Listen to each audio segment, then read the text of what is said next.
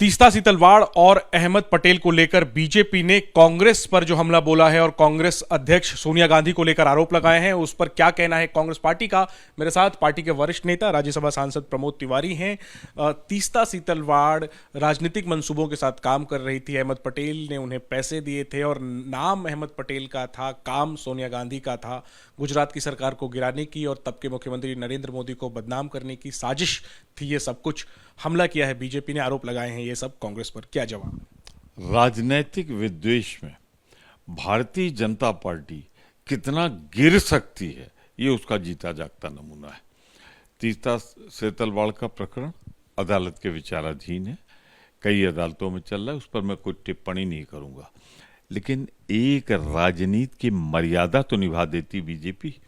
दुनिया में जो आज नहीं है अपनी सफाई में कुछ कहने के लिए, उस अहमद पटेल पर आप आरोप लगा रहे हैं। मैं आपसे बहुत स्पष्ट रूप से कहना चाहता हूं कि ये राजनीति के घटियापन की सारी सीमाएं पार कर रहा है। मैं एक सवाल पूछता हूं, उस समय फिर क्यों देश का प्रधानमंत्री, जिसके पास सारे तंत्र थे, जिसके पास खुफिया इनपुट था, जिसके पास आईबी थी, उस अटल बिहारी वाजपेयी ने क्यों कहा था मोदी जी आपके सामने प्रेस कॉन्फ्रेंस में कि राष्ट्र धर्म निभाओ, राजधर्म निभाओ, और नहीं निभा रहे। वो सर्टिफिकेट जो दिया था ना अटल जी ने, वो किसी साधारण व्यक्ति का नहीं था, देश के सबसे लोकतांत्रिक सशक्त पद पर बैठे हुए प्रधानमंत्री का था। और वो आपकी जो कारस्तानी थी ना, उसका जीता जागता प्रमाण था।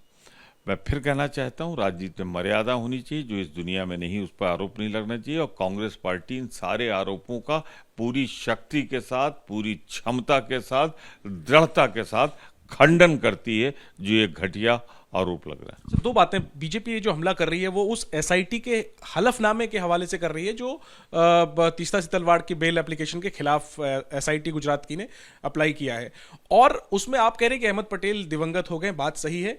बीजेपी कह रही है कि नाम अहमद पटेल का था, ये सारा काम जो है वो सोनिया गांधी का था, क्योंकि अहमद पटेल सोनिया गांधी के राजनीतिक सचिव थे। तो ये निशाना कहीं ना कहीं सोनिया गांधी पर है, कांग्रेस पार्टी पर। मत तुलना करो सोनिया गांधी की। भाजपा आपके प्रधानमंत्री पद पाने के लिए आपके नेता ने आडवाणी जी को लात मार दिया था, किनारे कर दिया, धक्का मार के निकाल दिया। और हमारी सोनिया गांधी ने, जिसके दरवाजे पे खड़ी रही कांग्रेस लेके प्रधानमंत्री पद, उसने प्रधानमंत्री पद ठुकराया है। उन्हें सत्ता और इस जोड़ तोड़ में कभी सोनिया गांधी ने हाथ भी नहीं लगाया है। और ये पूरी कहानी झूठी है, राजनीतिक द्वेष से पीड़ित है। और आज ईडी हो और यह आपकी एसआईटी, ये वही करती है जो आप कहते हो।